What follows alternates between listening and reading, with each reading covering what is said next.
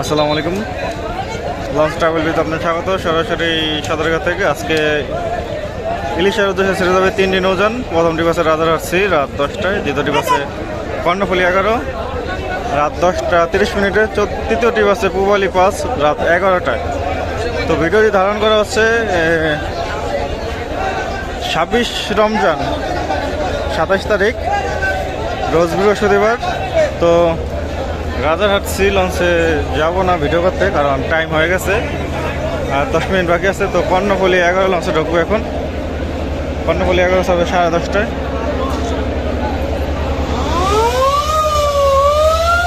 Rajarhat C whistle দিচ্ছে, যে কোনো সময় ছেড়ে দিতে পারে, সেই কারণে রাজারহাট সি লঞ্চে যাবো না। তো এটা হচ্ছে কর্ণফুলী 11 লঞ্চের ডেক।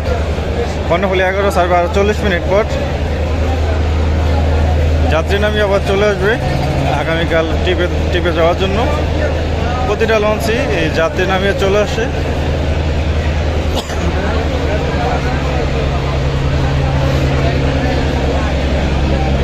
তো তৃতীয় টিপে পূবালী 5 আছে, পূবালী 5 লঞ্চেও ঢুকবো।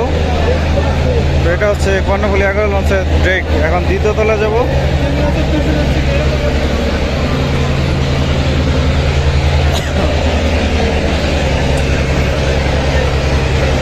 দ্বিতীয় তলা যাওয়ার সেরে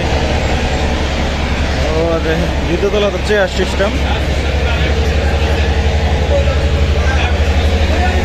যাই হোক, আরো 40 মিনিট বাকি আছে। 40 মিনিটে যাত্রী হবে বেশ ভালোই।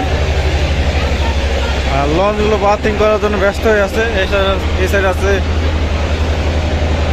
বন্ধন 5 সম্ভবত, না ধুলিয়া 1। পিছনে রয়েছে সুন্দরবন সিরিজের সুন্দরবন 15। তো পিছনে ডেক রয়েছে অল্প কিছু।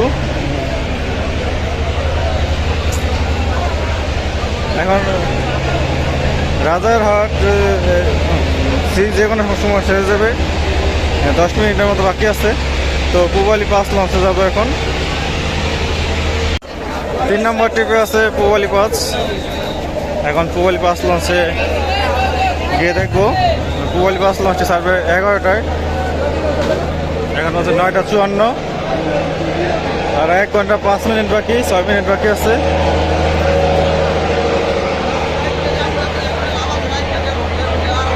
লাইটগুলো অসাধারণ পূবালী 5 লঞ্চের।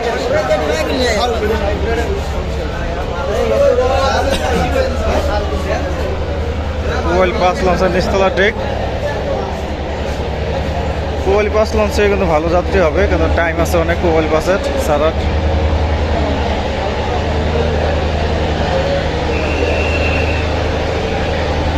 এক ঘন্টার বেশি সময় পাবে পূবালী 5 লঞ্চটি।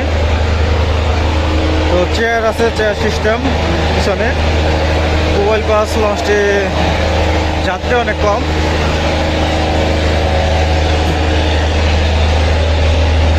কীর্তনখোলা 10 ছেড়ে যাচ্ছে 9:56 মিনিটে। এটা হচ্ছে পূবালী 5 লঞ্চের ডেক। এই ছিল ইলিশা রুটের কর্ণফুলী 11। তো পূবালী 5 লঞ্চে কেমন যাত্রী হলো, এতক্ষণ সাথে থাকার জন্য অসংখ্য ধন্যবাদ। পরবর্তীতে অন্য কোনো রুটের ভিডিও নিয়ে হাজির হবো।